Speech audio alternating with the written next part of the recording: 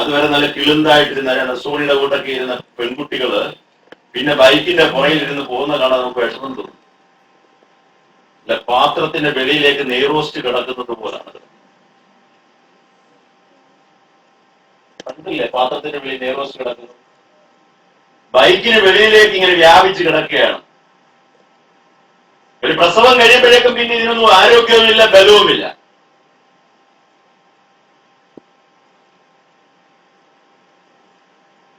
അപ്പോൾ നമുക്ക് ശക്തി ലഭിക്കുന്നതിന് വേണ്ടി പ്രാർത്ഥിക്കണം.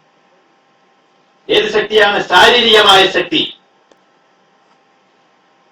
മാനസികമായ ശക്തി. ഒരു പുസ്തകം പൂർണ്ണമായിട്ട് മോളെ നീ വായിച്ചിട്ടുണ്ടോ? മോനെ, നീ ഒരു പുസ്തകം പൂർണ്ണമായിട്ട് വായിച്ചിട്ടുണ്ടോ? ഏത് പുസ്തകം വായിച്ചിട്ടുണ്ട്? പച്ചക്കുതിരയെ കളിക്കുടുക്കേ പറ. ഈ പ്രായത്തിലുള്ളവരോട് ഞാൻ ചോദിക്കുകയാണ്, ഒരു പുസ്തകം നിങ്ങൾ വായിച്ചിട്ടുണ്ടോ? ബാലരമ വായിച്ചു. എത്രാമത്തെ വയസ്സിലാണ് വായിച്ചത്? ഇപ്പൊ നീ വല്ലതും വായിക്കുന്നുണ്ടോ? പുസ്തകം കണ്ട കാലോട്ട് മടക്കി ഒരു തട്ടിട്ട് കൊടുക്കും. പത്രം ഏതൊക്കെ പത്രം വായിക്കുന്നുണ്ട് ഒരു ദിവസം? മലയാള മനോരമ മൊത്തം വായിക്കൂ. ഇന്നത്തെ ഫ്രണ്ട് പ്രധാനപ്പെട്ട ന്യൂസ് പറയുന്നത് ഇന്ന് നീ വായിച്ചോ? ഇല്ല. കഴിഞ്ഞ സൺഡേ സപ്ലിമെന്റിൽ വന്നൊരു വാർത്ത നീ പറ. കള്ളം പറയുന്നത്. കഴിഞ്ഞ സൺഡേ സപ്ലിമെന്റിൽ ഒരു വാർത്ത വന്നു, ആർക്കെങ്കിലും പറയാമോ? പറ. ആ ഇന്നസെന്റിന്റെ, സിനിമാ നടനായ ഇന്നസെന്റ് ക്യാൻസർ പുച്ഛിച്ചു പോയെന്നാണ് പറയുന്നത്. ക്യാൻസർ വന്ന സാധാരണ എല്ലാവരും ഇങ്ങനെ ഇരിക്കും. പക്ഷെ ഇന്നസെന്റ് ചിരിയോടെ ചിരിയ, തോപ്പിച്ചേ ക്യാൻസറെ നിന്നെ ഞാൻ തോൽപ്പിച്ചേ എന്നും പറഞ്ഞുകൊണ്ടാണ് അദ്ദേഹം ഇരിക്കുന്നത്. ഇതിനാണ് മാനസിക ബലം എന്ന് പറയുന്നത്. നിനക്ക് നല്ല ശരീരമുണ്ട്, ശരീരത്തിന് ബലമുണ്ട്. അതേപോലെ തന്നെ നിനക്ക് എന്ത് വേണം? മനസ്സിന് ബലം വേണം. മനസ്സിന് ബലം വേണമെങ്കിൽ എന്ത് ചെയ്യണം? പുസ്തകങ്ങൾ വായിക്കണം. നല്ല ആൾക്കാരുമായിട്ട് സംസർഗം വേണം. നല്ല ആൾക്കാരുമായിട്ട്. നമ്മൾ നല്ല ആളിനെ അങ്ങനെ നിശ്ചയിക്കുന്നത്, നമ്മുടെ വാളിത്തരത്തിന് കൂട്ടു നിൽക്കുന്നവനെയാണ് നല്ല ആളായിട്ട് നമ്മൾ. അപ്പൊ അവള് നല്ലവളാ, കാരണം ഞാൻ എന്ത് പറഞ്ഞാലും അവള് കേൾക്കും. അവൻ നല്ലവനാ, ഞാൻ എന്ത് തോന്നിവാസം കാണിച്ചാലും എന്റെ കൂടെ ഉണ്ട് എന്നെ പ്രൊട്ടക്ട് ചെയ്യാൻ. അപ്പോ നല്ല മാനസിക അവസ്ഥ വേണമെങ്കിൽ നമ്മൾ എന്ത് ചെയ്യണം? നല്ല പുസ്തകങ്ങൾ വായിക്കണം. ഏറ്റവും നല്ല പുസ്തകം ഏതാണ്? ലോകം കണ്ടതിൽ വെച്ച് മനുഷ്യരെ ഏറ്റവും കൂടുതൽ സ്വാധീനിച്ചിട്ടുള്ള പുസ്തകം ഏതാണ്? ബൈബിൾ. അതാണ് ആദ്യം വായിക്കേണ്ടത്. എന്റെ രണ്ട് കുഞ്ഞുങ്ങളും 2-2.5 വയസ്സായപ്പോൾ തൊട്ട് അവർ ബൈബിൾ വായിക്കുന്നു. എനിക്ക് ഏറ്റവും അഭിമാനത്തോടെ പറയാം. അവരാദ്യം വായിച്ചു തുടങ്ങിയ സങ്കീർത്തനം 23-ാമത്തെ അധ്യായം. പറയാമോ? സങ്കീർത്തനം 23 പറമോനെ. കർത്താവ് കർത്താവിന്റെ ഇടയൻ, എനിക്ക് യാതൊന്നിനും കുറവുണ്ടാവുകയില്ല. എന്നിട്ട് ഇവിടുത്തെ ക്രിസ്ത്യാനികളുടെ മുഴുവൻ കുറവായിട്ട് അവർ ജീവിക്കുന്നത്. ഏതെങ്കിലും ക്രിസ്ത്യാനി സാറ്റിസ്ഫൈഡ് ആണ്? പ്രാർത്ഥിക്കുന്നതാണ്, കർത്താവിന്റെ ഇടയനാണെന്ന്, എനിക്കൊരു കുറവുണ്ടാവുകയില്ല. അതേ സാറ്റിസ്ഫൈഡ്. എന്നിട്ട് അവരുടെ സാറ്റിസ്ഫാക്ഷൻ അത് കിട്ടണം, ഇത് കിട്ടണം, അത് വേണം, ഇത് വേണം, മറ്റേത് വേണം, മറിച്ചത് വേണം. അപ്പൊ ഇത് കള്ളത്തരമല്ലേ ഈ ബൈബിൾ എഴുതി വെച്ചിരിക്കുന്നത്? അല്ലേ? കർത്താവിന്റെ ഇടയനാണ്, എനിക്കൊന്നിനും കുറവുണ്ടാവുകയില്ല. സത്യമാണ് മക്കൾ എഴുതി വെച്ചിരിക്കുന്നത്. ഇന്ത്യ കണ്ടതിൽ വെച്ച് ഏറ്റവും മിടുക്കനായിട്ടുള്ള ഭരണകർത്താവായിരുന്നു TN ശേഷൻ. കേട്ടുണ്ടോ TN ശേഷനെ കുറിച്ച്? കേട്ടുണ്ടോ? ആരായിരുന്നു TN ശേഷൻ? പഴയ ആൾക്കാർക്കറിയാം. ആരാ പറഞ്ഞത്? ഓക്കെ. മുഖ്യ തെരഞ്ഞെടുപ്പ് കമ്മീഷണറായിരുന്നു. ഇന്ത്യയിലെ ഇലക്ഷൻ രംഗത്തെ നവീകരിച്ച് ഇന്നത്തെ അവസ്ഥയിലാക്കിയ ആളാണ് ആരെന്ന് പറയുന്നത്? TN ശേഷൻ. TN ശേഷന്റെ ഒരു ഇന്റർവ്യൂ ഉണ്ടായിരുന്നു. ഈ TV ഒക്കെ കാണുന്നത് ഇങ്ങനെയുള്ള ഇന്റർവ്യൂ ഒക്കെ കേൾക്കുന്നതിനും കാണുന്നതിനുമാണ്. അല്ലാതെ സ്റ്റാർ ടി വി കാണുന്നതിനും വി ചാനൽ കാണുന്നതിനും വേണ്ടി ആയിരിക്കരുത് നിങ്ങൾ എന്ത് ചെയ്യേണ്ടത്. ടി വി തുറക്കരുത്. നല്ല ഇന്റർവ്യൂസ് വരും, ജീവിതത്തിൽ വിജയിച്ചവരെ കുറിച്ചുള്ള അഭിമുഖങ്ങൾ കാണും, അത് കാണണം. അങ്ങനെ ടി എൻ ശേഷന്റെ ഇന്റർവ്യൂ ഞാൻ ഇങ്ങനെ കേട്ടോണ്ടിരിക്കുക. ടി എൻ ശേഷൻ പറയുകയാണ്, എന്റെ ജീവിതത്തിൽ ഏറ്റവും കൂടുതൽ സ്വാധീനിച്ചത് സങ്കീർത്തനം 23 അധ്യായമാണ്. പാലക്കാട്ട് ഒരു കോൺവെന്റ് സ്കൂളിലാണ് ഞാൻ പഠിച്ചത്. ആ കോൺവെന്റ് സ്കൂളിലെ കന്യാസ്ത്രീകൾ എന്നെ പഠിപ്പിച്ച പ്രാർത്ഥന പോലെ ഞാൻ എന്റെ ഹൃദയത്തിൽ സൂക്ഷിക്കുന്ന വചനമാണ് ഏതെന്ന് പറയുന്നത് 23 സങ്കീർത്തനം. ആരാ പറഞ്ഞത്? വലിയ ബ്രാഹ്മണനായ ടി എൻ ശേഷനാണ്. സങ്കീർത്തനം 23 എന്നെ ഏറ്റവും കൂടുതൽ സ്വാധീനിച്ചത്.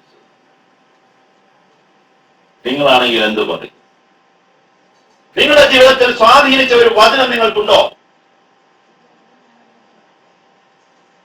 ഇവിടെ ഇരിക്കുന്ന കുട്ടികൾ 18, 20, 22 വയസ്സുള്ളവരാണ്. ഏതെങ്കിലും ഒരു ദൈവവചനം, ബൈബിളിലെ ഏതെങ്കിലും ഒരു വചനം നിങ്ങളെ സ്വാധീനിച്ചിട്ടുണ്ടോ? സ്വാധീനിച്ചിട്ടില്ല എങ്കിൽ നിങ്ങൾ എന്ത് ചെയ്യണം? ഇന്ന് തന്നെ 23 സങ്കീർത്തനം എടുത്തു വെച്ച് വായിക്കണം. യഹോവ എന്റെ ഇടയനാകുന്നു, എനിക്കൊന്നിനും കുറവുണ്ടാകില്ല. അത് തന്നെയല്ലേ എന്നെ ശക്തനാക്കുന്ന ക്രിസ്തുവിലൂടെ എല്ലാം ചെയ്യാൻ എനിക്ക് സാധിക്കും. ഇത് വീടിന്റെ ഉമ്മറപ്പടിയിലൊക്കെ എഴുതി വെക്കണം, പഠിക്കുന്ന ടേബിളിന്റെ മുകളിൽ എഴുതി വെക്കണം.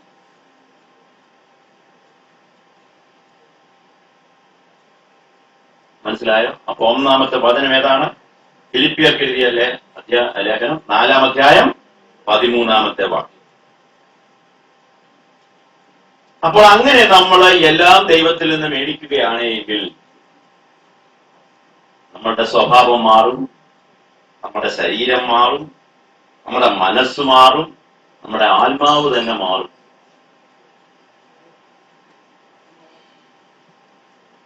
സംശയമുണ്ടോ കാര്യം?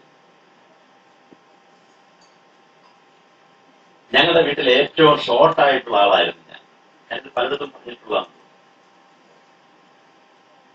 ഏറ്റവും ഷോർട്ടാണ് ഞാൻ പഠിക്കുന്ന സമയത്ത്. ഈ വലിയ വിഷമമായിരുന്നു എനിക്ക് നീളം കിട്ടണേ എന്നുള്ളത്. എന്നെ ആൾക്കാർ കളിയാക്കുമായിരുന്നു. കുരുടൻ എന്ന് എന്നെ വിളിച്ചോണ്ടിരുന്നു. കൊച്ചിലെ എന്നെ വീട്ടിലെ ഏറ്റവും ചെറുതാണ്. എനിക്ക് നീളം പറഞ്ഞൊരു പെങ്ങളുണ്ട്, അതിന്റെ പലപ്പോഴും അക്കാമ എന്ന് പറഞ്ഞു. അക്കാമയുടെ അതേ ഷേപ്പിൽ അത്രയും രീതിയുള്ളായിരുന്നു എനിക്ക്.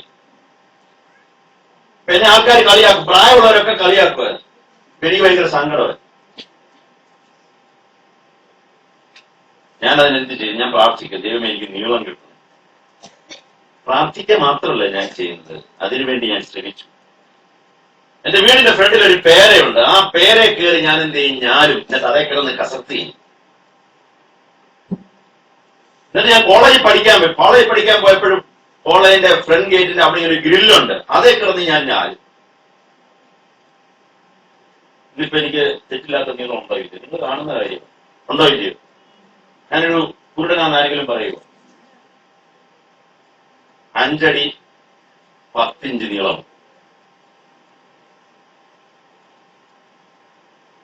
അതായത് ഏതാണ്ട് 180 സെന്റിമീറ്റർ നീളം. നീളം പോലും കർത്താവ് നിനക്ക് തരും. നീ ആഗ്രഹിക്കുകയും അതിനുവേണ്ടി പ്രാർത്ഥിക്കുകയും അതിനുവേണ്ടി നീ അധ്വാനിക്കുകയും ചെയ്യണം. അല്ല നീളം തന്നെ എന്ന് പറയുന്നത് കുരിഞ്ഞു കൂടി എവിടെയെങ്കിലും മൂലക്കിരുന്നോണ്ട് കാര്യമില്ല. നിന്റെ ഉള്ളിൽ അത് ദാഹമായി ആഗ്രഹമായിട്ട് അത് വളരണം. വളരുമ്പോൾ അത് കിട്ടിയിരിക്കും, സംശയമില്ല. അപ്പൊ അതാണ് ഫിസിക്കലായിട്ട് എന്റെ ജീവിതത്തിൽ ഉണ്ടായ ഒരു മാറ്റമാണ് ഞാൻ പറയുന്നത്. ഇനി ബുദ്ധിപരമായ എന്റെ ജീവിതത്തിൽ ഉണ്ടായ മാറ്റം, രണ്ടാമത്തെ മാറ്റം ഞാൻ എന്റെ സാക്ഷ്യം തന്നെ നിങ്ങളോട് പറയുക. പഠിക്കുന്ന സമയത്ത് എനിക്ക് ഏറ്റവും വെറുപ്പും ദേഷ്യമുള്ള വിഷയമായിരുന്നു ഇംഗ്ലീഷ്. ഞാൻ പറഞ്ഞില്ലേ, ഞാൻ മലയാളം മീഡിയം സ്കൂളിലാണ് പഠിച്ചത്. 10ാം ക്ലാസ് വരെ എനിക്ക് ഏറ്റവും പേടിയുള്ള സബ്ജക്ട് ഏതായിരുന്നു? ഇംഗ്ലീഷായിരുന്നു. എനിക്ക് ഏറ്റവും ഇഷ്ടപ്പെട്ട വിഷയം ഹിസ്റ്ററി ആയിരുന്നു. ഞങ്ങളുടെ സ്കൂളിലെ ഏറ്റവും ടോപ്പാണ്. ഞങ്ങളുടെ താലൂക്കിലെ കാർത്തിപ്പള്ളി താലൂക്കിലാണ് ഏറ്റവും കൂടുതൽ മാർക്ക് കിട്ടിയ ആളാണ് എനിക്കാണ്. എനിക്ക് സമ്മാനമൊക്കെ കിട്ടിയത്. പക്ഷേ ഇംഗ്ലീഷിന്റെ പേടി ഞാൻ മാറ്റിയത് എങ്ങനെയാണെന്ന് ചോദിച്ചാൽ, ഞാൻ മലയാളം മീഡിയം സ്കൂളിൽ പഠിച്ചിട്ട് ഇംഗ്ലീഷ് മീഡിയം കോളേജിലാണ്, മാരിവാൻസ് കോളേജിലാണ് പ്രീ ഡിഗ്രി പഠിക്കാൻ. പ്രീ ഡിഗ്രിക്ക് ഞാൻ സയൻസ് ഗ്രൂപ്പാണ് എടുത്തത്. എന്റെ ക്ലാസ്സിൽ ഇരിക്കുന്നവര് മുഴുവൻ ആഷ്പുഷ് ഇംഗ്ലീഷ്. അവൻ സംസാരിക്കുന്നത് ഇംഗ്ലീഷ്, അവൻ ആഹാരം കഴിക്കുന്നത് ഇംഗ്ലീഷ്, അവൻ തുമ്മിയാൽ അതുപോലും എന്താണ് ഇംഗ്ലീഷ്. എന്റെ ഉള്ളിൽ ഭയങ്കരമായിട്ടുള്ള ഒരു ആഗ്രഹമുണ്ട്, എനിക്കും എന്ത് ചെയ്യണം, ഇതുപോലെ ഇംഗ്ലീഷ് പഠിക്കണം. അതുകൊണ്ട് ഞാൻ എന്ത് ചെയ്തു, ഓരോ എസ്സകളൊക്കെ എടുത്ത് വെച്ച് കാണാൻ പഠിക്കുന്നത്. പ്രസംഗങ്ങൾ, ജവഹർലാൽ നെഹ്റുവിന്റെ പ്രസംഗം ഞാൻ കാണാൻ പഠിച്ചു. ഇങ്ങനെ ഓരോന്ന് പഠിച്ച് ഗ്രാമർ പഠിക്കാൻ വേണ്ടി സാറന്മാരുടെയൊക്കെ പോയി ട്യൂഷന് പോയി. അങ്ങനെ ഇംഗ്ലീഷിന് വെറുപ്പുള്ള ഞാൻ എന്ത് ചെയ്തു, ഇംഗ്ലീഷിൽ MA എടുത്തു. Praise the Lord, hallelujah, hallelujah, hallelujah. എന്നെ ശക്തനാക്കുന്ന ക്രിസ്തുവിലൂടെ എല്ലാം ചെയ്യാൻ നിനക്ക് നീളമില്ലയോ, നീളം തരും. നിന്റെ നിറമില്ല, അയ്യോ എനിക്ക് നിറം പോരാ, നിറം തമ്പുരാൻ തരും. ഞാൻ പഠിക്കാൻ പറ്റുന്നില്ല, അടുത്താണ്, എനിക്ക് എന്ത് ചെയ്യാൻ, കോൺസെൻട്രേഷൻ കിട്ടുന്നില്ല, വേണ്ടുന്ന രീതിയിൽ പഠിക്കാൻ എനിക്ക് അറിയത്തില്ല, എനിക്ക് ഇന്ന വിഷയത്തിൽ ഇന്ന ആളെ പോലെ ആകണം, ആഗ്രഹമേ ഉള്ളൂ. നീ ആഗ്രഹിച്ച് പ്രാർത്ഥിച്ചോ, അതിനുവേണ്ടി നീ അധ്വാനിച്ചോ, നിനക്കത് ലഭിച്ചിരിക്കും. ഇന്ന് ഇംഗ്ലീഷ് പഠിപ്പിക്കുന്ന അധ്യാപകനായിട്ട് ഞാൻ ഇംഗ്ലീഷ് ക്ലാസ് എടുക്കുന്നു, ഇംഗ്ലീഷിൽ പ്രസംഗിക്കുന്നു, ഇംഗ്ലീഷ് പ്രസംഗിക്കുന്നവരെ ജഡ്ജ് ചെയ്യുന്നു. അതില്ലേ? അപ്പോൾ മാറ്റം എവിടൊക്കെയാണ്? ശാരീരികമായ മാറ്റം ഉണ്ടാകും, മാനസികമായ മാറ്റം ഉണ്ടാകും, പിന്നെ ആത്മീയമായ മാറ്റം ഉണ്ടാകും. ഞാൻ ചെറുപ്പത്തില് പ്രാർത്ഥിക്കുന്ന സമയത്ത് എനിക്ക് ഫോട്ടോ ആവശ്യം. ഞാൻ ചെയ്യുന്നത് എന്താണെന്നറിയാമോ? യേശുവിന്റെ ഒരു ഫോട്ടോ എന്റെ വീട്ടിലുണ്ട്. ആ ഫോട്ടോയിൽ കൊണ്ടത് പോൺസ് പൗഡറൊക്കെ ഇട്ടിട്ട് ഒന്ന് പെരട്ടിട്ട് ഉപ്പയൊക്കെ കൊടുത്തു. ഇതായിരുന്നു എന്റെ പണി.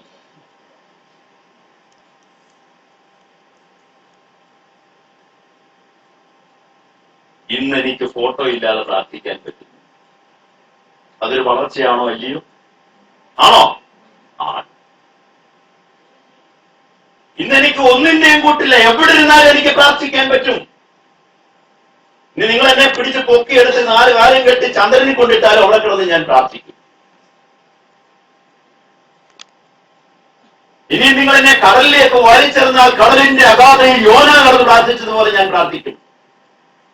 എനിക്കിത് ഫോട്ടോയുടെ ആവശ്യമില്ല, വിഗ്രഹങ്ങളുടെ ആവശ്യമില്ല, യാതൊന്നിന്റെ ആവശ്യമില്ല. കാരണം ഇമ്മാനുവേൽ, ദൈവം എന്റെ കൂടെയുണ്ട്. എന്നെ ശക്തനാക്കുന്നതിലൂടെ എനിക്കെല്ലാം ചെയ്യാൻ സാധിക്കും. ഇവിടുന്ന് നഴ്സിംഗ് ഒക്കെ പഠിക്കാൻ പോകുന്ന പിള്ളേര്, നഴ്സിംഗ് എഞ്ചിനീയറിംഗ് ഒക്കെ ബാംഗ്ലൂർ പഠിക്കാൻ പോകുന്ന പെൺപിള്ളേര്, ആൺപിള്ളേരും ഒക്കെ പറയാറുണ്ട്, അവിടെ ഒന്നും പള്ളിയൊന്നുമില്ല, അതുകൊണ്ട് പ്രാർത്ഥനാ ജീവിതവും ഇല്ല, ഒന്നുമില്ല. ഞങ്ങൾക്ക് പ്രാർത്ഥിക്കണമെങ്കിൽ കുരിശടി വേണം, ഞങ്ങൾക്ക് പ്രാർത്ഥിക്കണമെങ്കിൽ പള്ളി വേണം.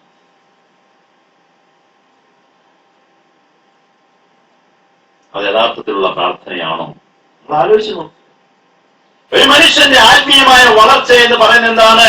ദൈവവും അവരും ഒന്നാകുന്ന അവസ്ഥ. ദൈവത്തെയും അവനെയും തമ്മിൽ എന്ത് ചെയ്യാൻ പറ്റത്തില്ല? വേർതിരിക്കാൻ പറ്റത്തില്ല. അതാണ് ആത്മീയമായ വളർച്ച എന്ന് പറയുന്നത്. അപ്പൊ നമുക്ക് 3 വളർച്ചകൾ ആവശ്യമാണ്. എന്തൊക്കെയാണ് വേണ്ടത്? ശാരീരികമായ വളർച്ച, 2 എന്താണ്? മാനസികമായ വളർച്ച, 3 എന്താണ്? ആത്മീയമായ വളർച്ച. ഇത് 3 പ്രാപിച്ചവർക്ക് വേണ്ടി മാത്രം ഉണ്ടാക്കിയിരിക്കുന്ന ഒരു വസ്ത്രമാണ് ഏതെന്ന് പറയുന്നത്? റെയ്മണ്ടിന്റെ വസ്ത്രം. റെയ്മണ്ടിന്റെ പരസ്യം കണ്ടിട്ടുണ്ടോ നിങ്ങൾ? ഇവിടെ ആരും കണ്ടില്ലേ റെയ്മണ്ടിന്റെ പരസ്യം? നിങ്ങൾ അതൊന്നും നോക്കത്തില്ല. റെയ്മണ്ടിന്റെ പരസ്യം എന്താ എഴുതി വെച്ചിരിക്കും? നിങ്ങൾ കണ്ടുണ്ടോ റെയ്മണ്ടിന്റെ പരസ്യം? റെയ്മണ്ട് സ്യൂട്ടിന്റെ പരസ്യം കണ്ടുണ്ടോ? പിള്ളേർ ഇതൊന്നും കണ്ടിട്ടില്ല. റെയ്മണ്ട് സ്യൂട്ട് ഇട്ടിട്ട് ഒരാൾ എഴുതിയിട്ടുണ്ട്, ഇങ്ങനെ നിൽക്കുന്നു, നല്ല സൂട്ടൊക്കെ കൊട്ടിട്ട് അയാൾ നിൽക്കുന്നത്. താഴെ എഴുതി വെച്ചിരിക്കുന്ന കംപ്ലീറ്റ് മാൻ.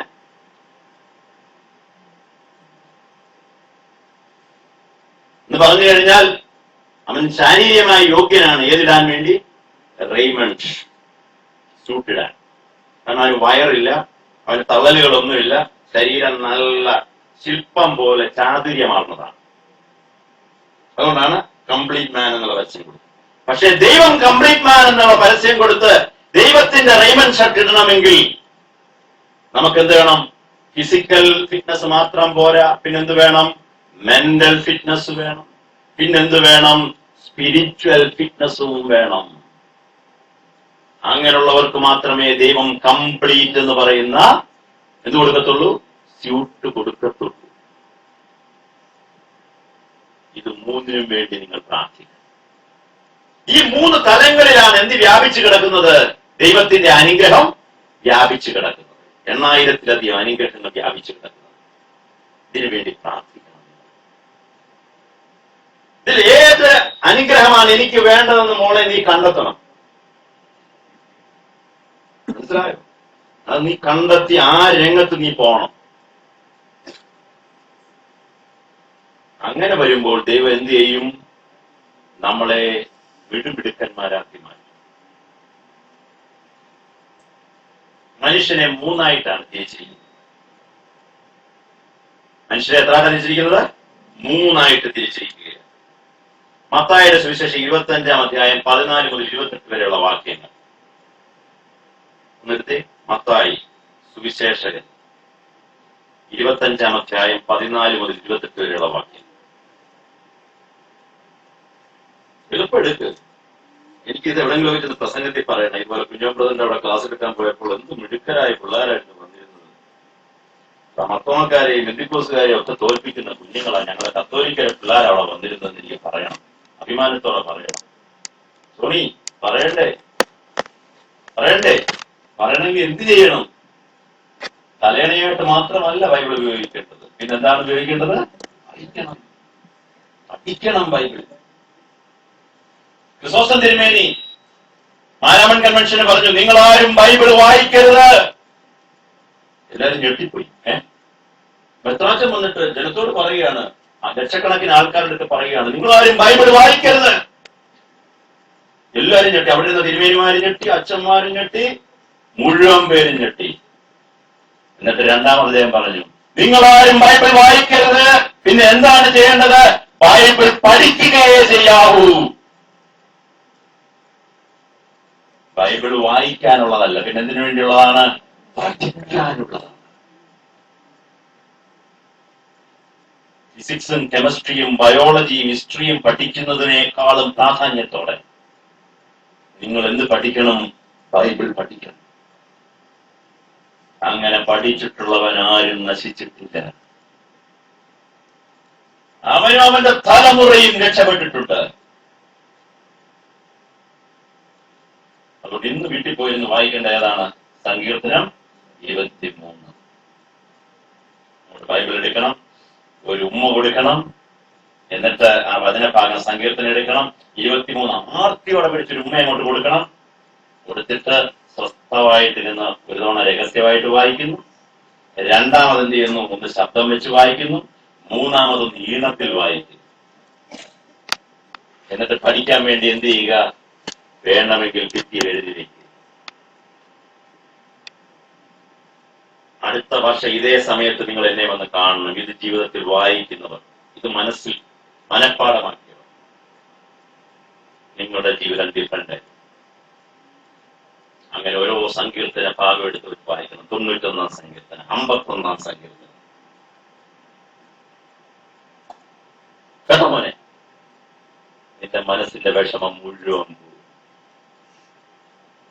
ഏതെങ്കിലും തരത്തിലുള്ള സങ്കടം നിന്നെ വേട്ടയാടുന്നുണ്ടെങ്കിൽ യേശു തമ്പുരാൻ ഇപ്പോൾ ഇതാ കൂനിയായ സ്ത്രീയെ വിടിവിച്ചതുപോലെ, തളർവാദ രോഗിയെ വിടിവിച്ചതുപോലെ, ത്വക്ക് രോഗം ബാധിച്ചവരെ വിടിവിച്ചതുപോലെ നിന്നെ ദൈവം വിടിവിക്കുന്നു. Hallelujah, hallelujah. ദൈവത്തിന് കരമടിച്ചെന്ന് നന്ദി പറഞ്ഞേ. ഹല്ലേലൂയ.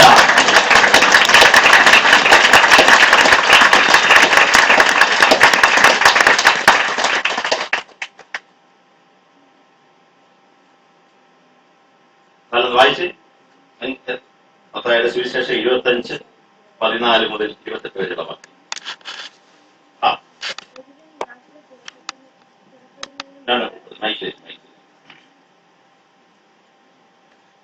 എഡിറ്റ് ചെയ്ത് ഉപയോഗിക്കണം. എഡിറ്റ് ചെയ്ത് കാരണം ഈ ആവശ്യമില്ലാത്തൊക്കെ വരും, അതിനെയൊക്കെ കളയും.